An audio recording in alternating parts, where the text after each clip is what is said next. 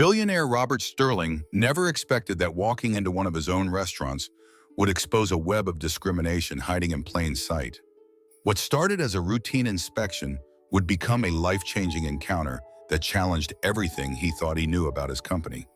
But when he witnessed a young father being humiliated for protecting his sick child, Robert realized the cost of turning a blind eye was far too high. Before we dive in, let us know where you're watching from and subscribe to Heart Stories for more powerful stories tomorrow. The morning rain hammered against Robert Sterling's rental sedan as he sat outside Franklin's Diner in Jacksonville's Riverside neighborhood. At 52, the billionaire had learned that business truth lived in details that never made quarterly reports. He studied his disguised reflection. The expensive haircut was must. The designer shirt replaced with thrift store denim. His Rolex sat locked away, replaced by a scratched $20 watch.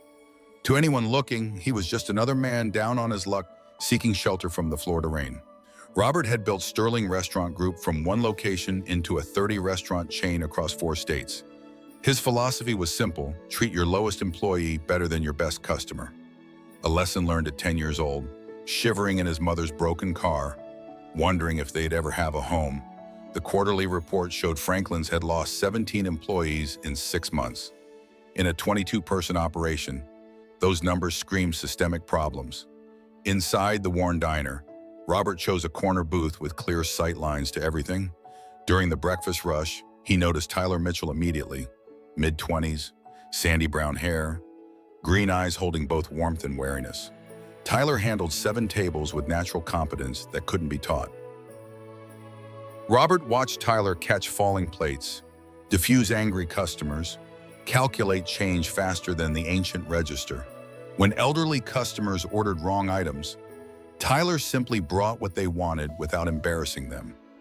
This young man had real management potential, but Robert's instincts caught troubling signs. Tyler's eyes kept darting toward the storage area. He checked his phone repeatedly, expression tightening with worry each time. When Tyler disappeared into storage for the 3rd time, other servers rolled their eyes, covering his tables.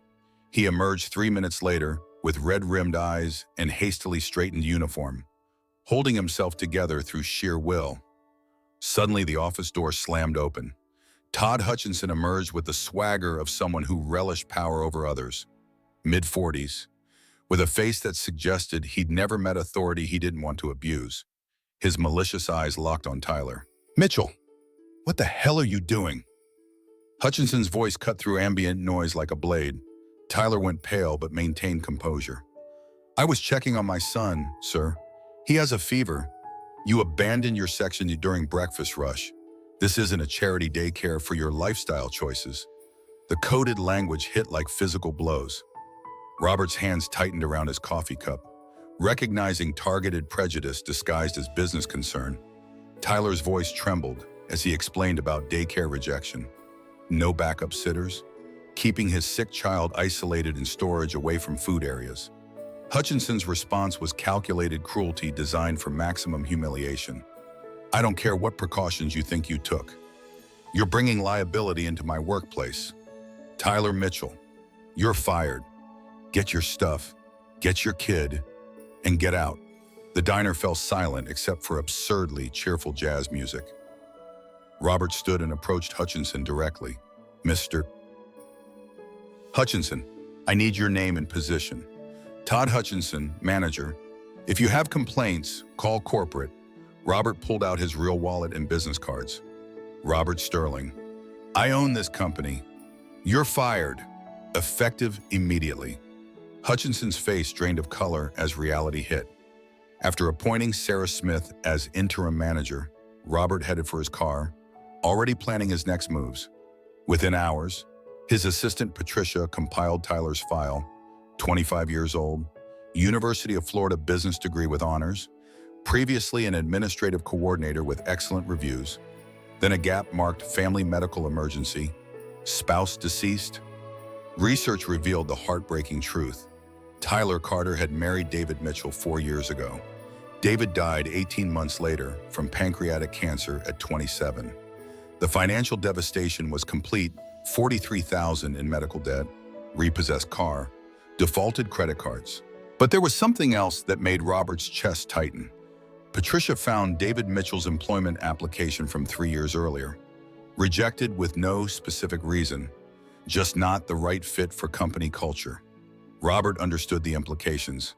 His company had likely discriminated against Tyler's husband, possibly forcing David into inadequate insurance that worsened their financial crisis during his cancer treatment. When Robert called Tyler that evening, he heard exhaustion that went beyond physical tiredness. This was the weariness of someone who'd been fighting too long with too little support.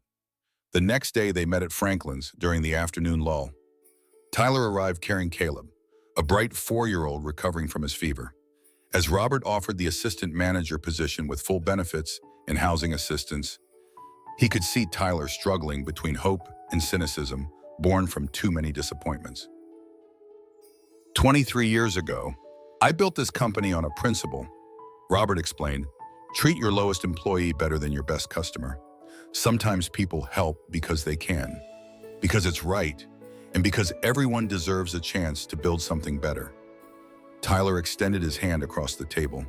I'll take the position, Mr. Sterling, and I'll prove you made the right choice. True equality isn't treating everyone the same. It's recognizing some people need more support to reach the starting line and having courage to provide that support without expecting anything except their best effort. Tyler arrived Monday morning at 5:30, 15 minutes early, wearing his embroidered assistant manager polo. The weekend had transformed his life. Patricia helped secure a subsidized 2-bedroom apartment through Sterling's housing program. By Sunday, Caleb was running excitedly through their new home, marveling at working heat and properly closing doors. Now Tyler faced his biggest challenge, 12 employees with every reason to resent his promotion from server to management in less than a week.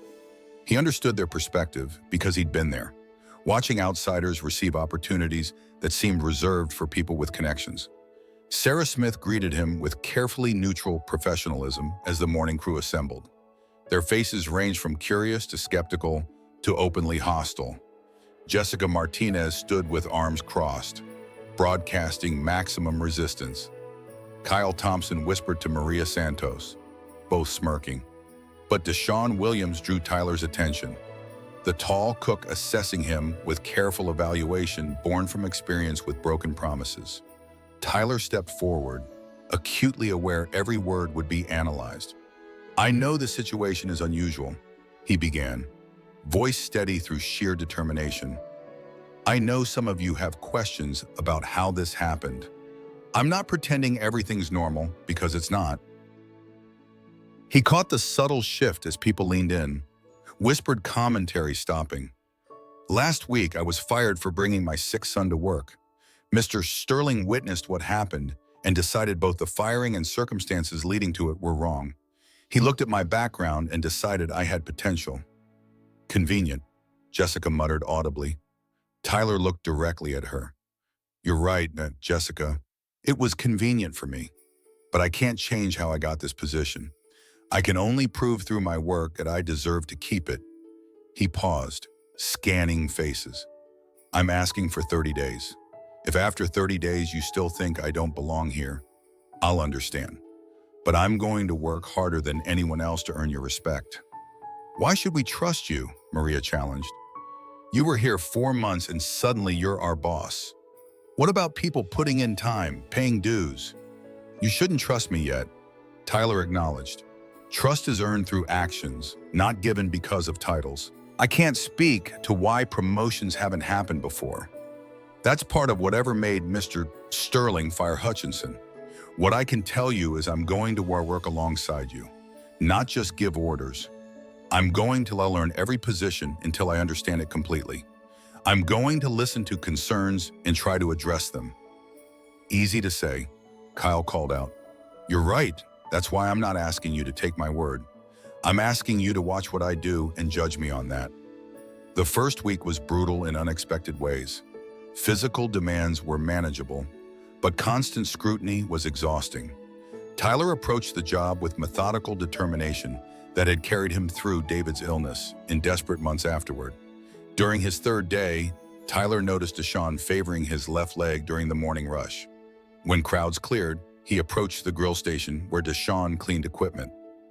"How long has your leg been bothering you?" Tyler asked directly. Deshawn looked surprised anyone noticed. "Couple months. Standing on concrete all day? It is what it is. We should get anti-fatigue mats for grill and prep stations," Tyler said. "They help with exactly this problem. I'm submitting a request today." For the first time, Deshawn showed something other than neutrality, something resembling hope. "You think Sterling will approve that expense for kitchen staff? He told me I have discretionary budget for safety improvements. This qualifies." Tyler met Deshawn's eyes. "You shouldn't have to hurt to do your job well." The mats arrived within a week. Tyler helped install them during afternoon prep, working alongside Deshawn for proper placement. By shift's end, Deshawn's limp was noticeably reduced. "You're not afraid to work," Deshawn observed. Voice still neutral, but eyes less cold. "Can't afford to be," Tyler replied, moving to help with evening prep. Fair enough. The real test came during week 2 when Jessica confronted Tyler in storage. Face tight with anger. "I know what you're doing. Playing nice, making little changes, trying to win everyone over. But I see through it." Tyler set down his clipboard, facing her directly. "What exactly do you think you see? That Sterling felt sorry for the poor widower with the sick kid and handed you something you didn't earn. This is all about him looking good." The words stung because they contained enough truth to hurt. "You're not entirely wrong," Tyler said quietly. "My situation influenced Mr. Sterling's decision. He saw someone in crisis and decided to help. I can't change that, and I won't apologize for accepting help when offered." He paused carefully. "But Jessica, I've been on your side of this conversation. I know what it's like to work for tips and watch them disappear. I know how unfair the system can be."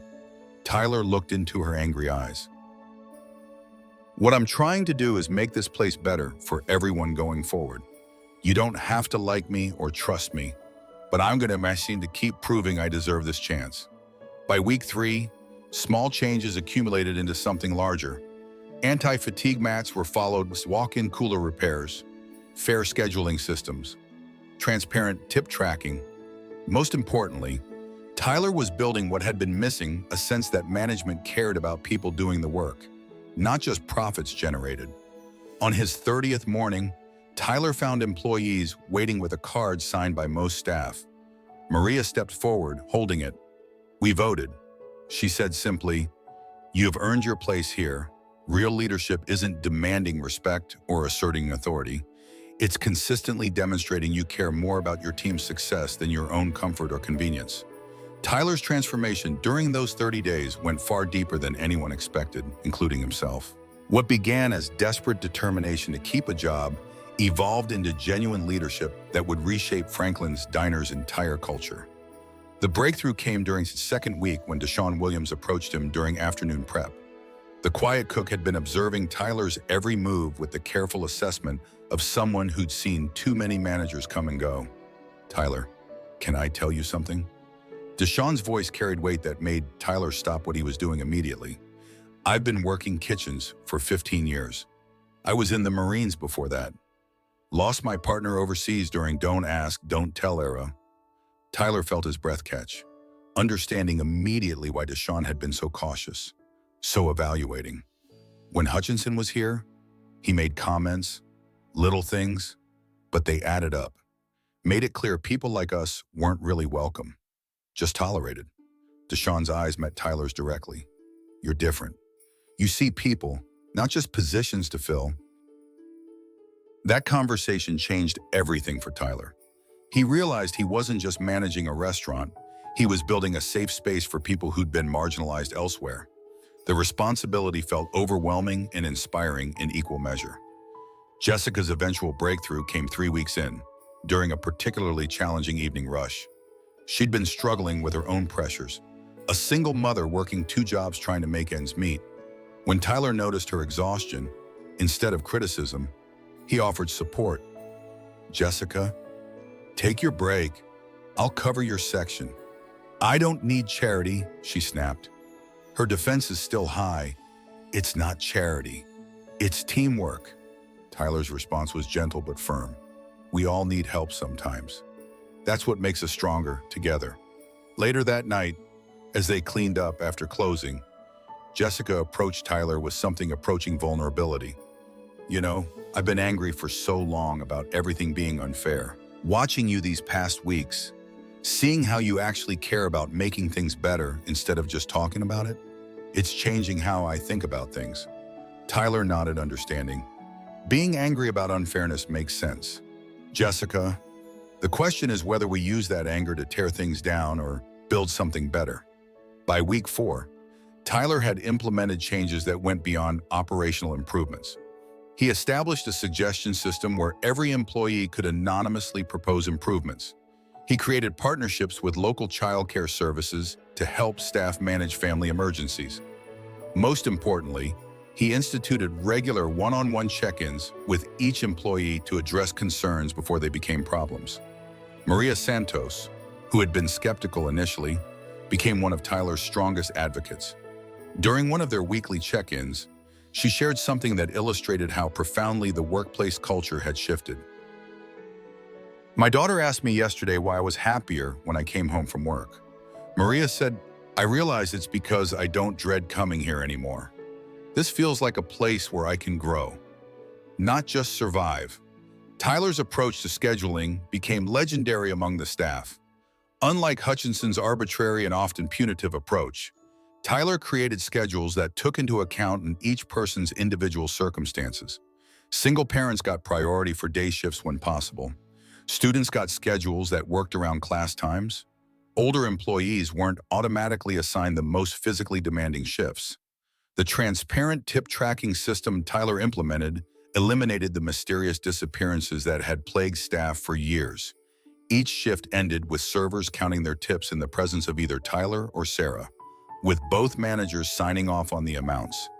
Tips went home with the people who earned them, period. Kyle Thompson, the youngest member of the team, initially viewed Tyler with suspicion that gradually transformed into respect and eventually mentorship. During a quiet afternoon, Kyle approached Tyler with unusual seriousness. Tyler, can I ask you something personal? How do you stay so calm when people are testing you or being difficult? Tyler considered the question carefully. When I was going through the worst time of my life, losing my husband, facing financial ruin, I learned that people's reactions usually aren't about you. They're about their own fears, their own pain, their own experiences with disappointment. He paused, choosing words that might help Kyle understand. When someone challenges me or questions my decisions, I try to figure out what they were really asking for. Usually it's reassurance that they matter, that their concerns are heard, that they won't be abandoned or mistreated. The most significant change came in the restaurant's atmosphere. Customers began commenting on the positive energy, the way staff seemed genuinely happy to be there, the sense that they were experiencing excellent service from people who enjoyed their work rather than endured it. Robert Sterling received regular updates from Patricia about Franklin's performance during Tyler's 30-day trial, but he was particularly interested in the customer feedback that started flowing in through corporate channels. One letter stood out. I've been coming to Franklin's for 5 years, and something has completely changed in the past month. The staff seems happier, more attentive, more professional. Whatever you're doing there, keep doing it. This is now my favorite restaurant in Jacksonville. Another customer wrote, I witnessed a manager helping in the kitchen, serving tables, and cleaning alongside his staff during a busy lunch rush. That kind of leadership is rare and impressive. You should be proud of whoever is running this location. On the morning of Tyler's 30th day, Sarah Smith called a brief staff meeting before opening. As assistant manager, Tyler had assumed this would be a routine briefing about daily operations. Instead, he found himself facing a presentation that caught him completely off guard. Sarah had prepared a comprehensive report documenting the changes that had occurred during Tyler's trial period. Employee satisfaction scores had increased dramatically. Customer complaints had dropped to nearly zero. Revenue was up 18% despite the challenging winter season. Most remarkably, not a single employee had quit, called in sick without legitimate reasons, or requested transfers to other locations. But the real surprise came when Maria Santos stood up holding an envelope signed by every member of the staff. "Tyler, we took a vote, unanimous. You've not only earned your place here, you've shown us what this place could become when it's led by someone who actually cares about the people doing the work." As Tyler opened the envelope, he found individual notes from each team member. Jessica had written, "Thank you for seeing potential instead of problems." Deshawn's note read, "You've created something here worth protecting." Kyle simply wrote, "You taught me that leadership is about lifting others up." That evening, Tyler sat in his comfortable apartment watching Caleb play with toys they could now afford, reflecting on a transformation that had changed not just his circumstances, but his understanding of what he was capable of achieving. The greatest lesson Tyler learned during those 30 days wasn't about restaurant management or employee relations. It was about the ripple effects that occur when someone chooses to lead with empathy rather than authority, when they prioritize building people up rather than asserting power over them. The call that would test Tyler's newfound leadership came at 2 a.m. on a Tuesday in late October. Robert Sterling's voice was strained with exhaustion and worry as he explained that his mother Dorothy had suffered a major stroke and he would be in Boston indefinitely. Patricia Brown contacted Tyler and Sarah within hours, explaining that they would have full operational authority during Robert's absence. For Tyler, who had been assistant manager for just 6 weeks, suddenly being responsible for the entire operation, while the owner dealt with a family crisis, represented a quantum leap in responsibility. The first major test arrived 3 days later when Carol Henderson, a reporter from the Jacksonville Business Journal, appeared during lunch rush. Sterling Restaurant Group was facing scrutiny over employment practices after a former manager at another location filed a discrimination lawsuit that had triggered a company-wide investigation. Tyler met with Henderson in the office, acutely aware that his words could significantly impact the company's reputation. The journalist was thorough and professional, asking pointed questions about Tyler's experience and observations. "Can you tell me about your promotion circumstances, Mr. Mitchell?" Tyler had prepared for this question, but answering honestly while protecting both personal privacy and company interests required careful navigation. "I was promoted based on educational background, work performance, and leadership potential that Mr. Sterling observed during his location inspection. Were you aware of discriminatory practices by the previous manager? I experienced management practices that were inappropriate and potentially discriminatory. Mr. Sterling observed some of those practices directly and took immediate corrective action." The interview continued for over an hour, with Henderson probing specific policies, employee satisfaction, and changes implemented since Tyler's promotion. Throughout the conversation, Tyler found himself drawing on reserves of articulation and composure he hadn't known he possessed. After Henderson left, Tyler realized something fundamental had shifted. He had handled high-pressure media scrutiny involving corporate reputation with confidence and clarity. The desperate man fired just months earlier was evolving into someone capable of representing his company under the most challenging circumstances. That evening, Robert called from Dorothy's rehabilitation facility. His mother was making slow progress, but recovery would take months. "How are you managing everything?" Robert asked, exhaustion evident in his voice. "We're handling things well," Tyler assured him. "Sarah's been incredible. The team is stepping up, and the reporter interview went smoothly. She seems satisfied with our responses. I heard about that from Patricia. I'm proud of how you handled it." Tyler, not everyone could manage that pressure so early in their management career. There was something in Robert's tone suggesting deeper appreciation than simple professional approval. Tyler sensed his crisis management had demonstrated capabilities beyond basic supervisory skills. "Mr. Sterling, I wanted to ask about the company-wide investigation. It's revealed problems at other locations too, hasn't it?" Robert paused before answering. "Yes, more extensive problems than I realized. We're implementing comprehensive reforms, mandatory training, updated policies, independent oversight. It's a significant undertaking." Tyler took a breath before making his proposal. "When you're ready, when your mother is stable, and you can focus on business again, I'd like to be part of that reform effort. I want to help train managers, share what we've learned here, maybe evaluate and improve practices at problem locations. The silence stretched long enough for Tyler to wonder if he'd overstepped. Finally, Robert responded with unmistakable warmth. Tyler, I think that's exactly the leadership this company needs.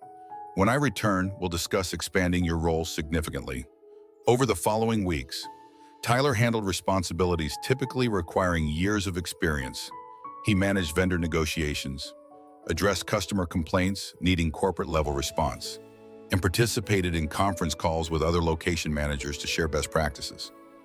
During one particularly challenging evening, when 2 servers called sick and dishwasher equipment broke, Tyler worked alongside his team doing whatever needed doing. Deshaun, now completely won over by Tyler's consistent support and respect, made an observation that crystallized Tyler's leadership evolution. You know, Tyler, I've worked for many managers over the years. Most wouldn't be back here washing dishes when things get tough. They'd be in the office making phone calls, leaving us to figure it out. Tyler paused in his dishwashing to look at Deshaun. This team carried me through the hardest transition of my life. The least I can do is carry my share when things get difficult. That's the difference between a boss and a leader. Deshaun smiled. You're becoming a leader. Late-night phone calls with Robert became lifelines for both men. Robert found comfort discussing business challenges with someone who understood operational details and human impact of decisions. Tyler discovered that leadership fundamentally meant creating systems and cultures empowering others to succeed. During one such conversation, Tyler shared something he'd never told anyone. David and I used to talk about what we'd do if we ever had the chance to make real difference. He always said success wasn't about climbing the ladder yourself, but making sure there was a ladder for everyone who came after you. Robert's response came after a thoughtful pause. David sounds like he was wise. I think he'd be proud of what you're building. By December, Franklin's was operating more smoothly than in years. Customer satisfaction scores reached record highs. Employee turnover dropped to 0.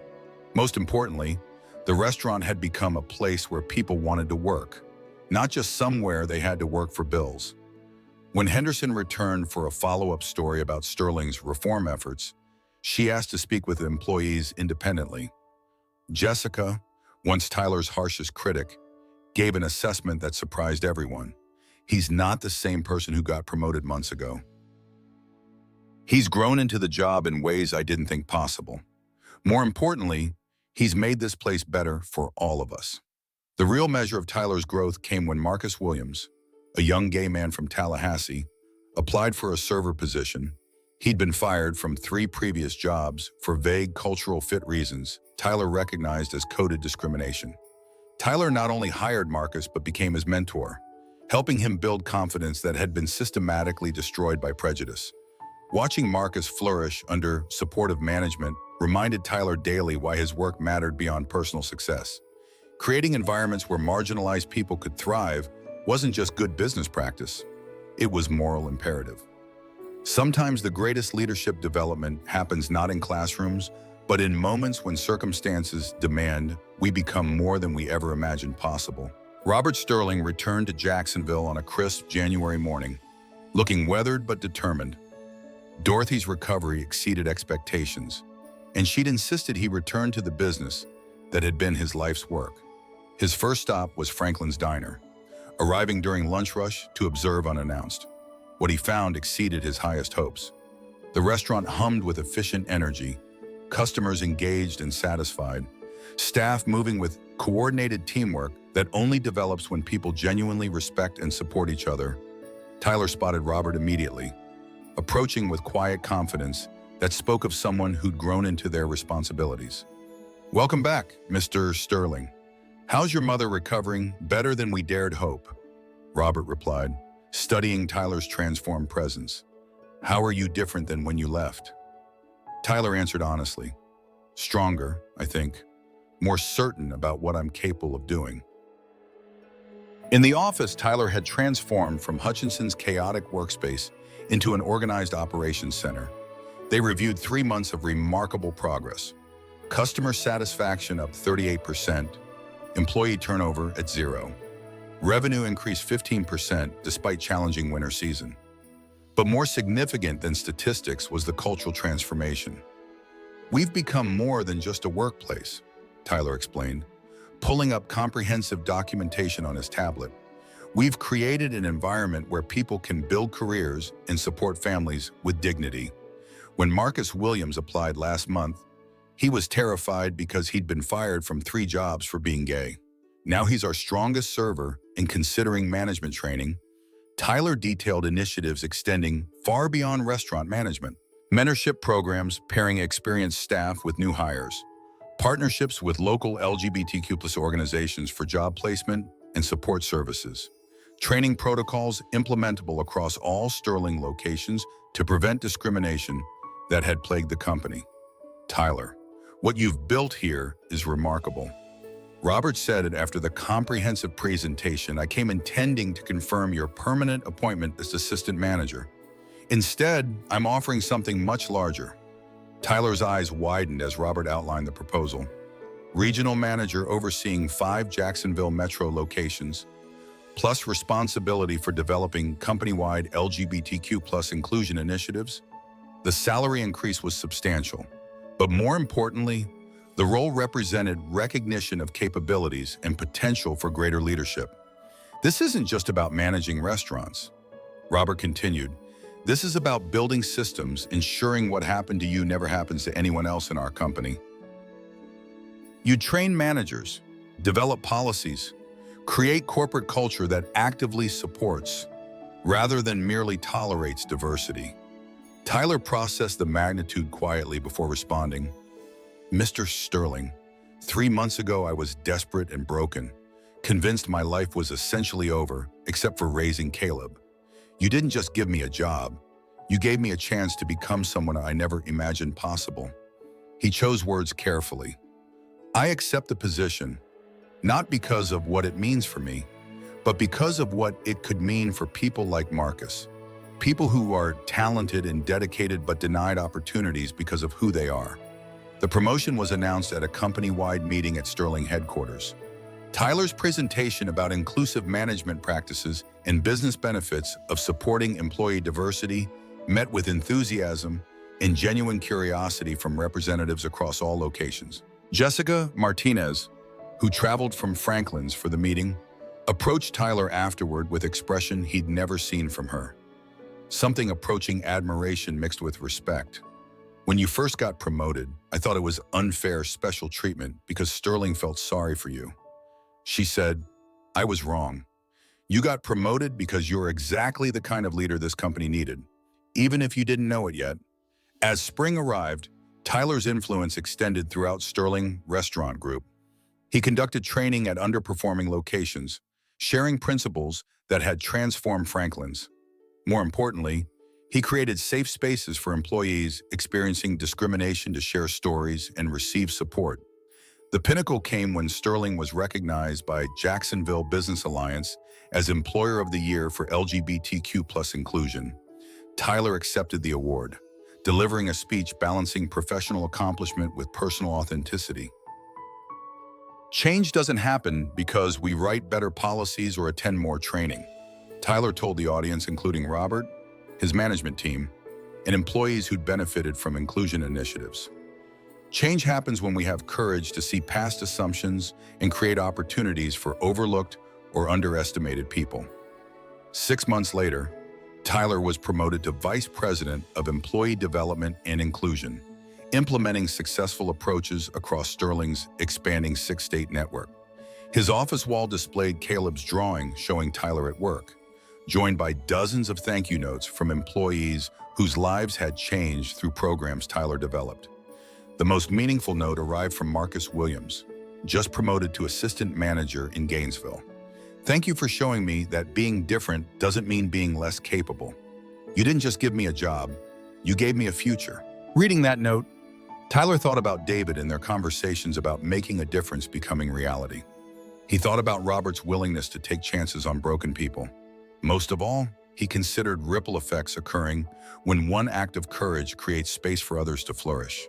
That evening, tucking Caleb into bed in their safe neighborhood home, his thriving son asked their routine question, "Daddy, Are you going to help more people find good jobs?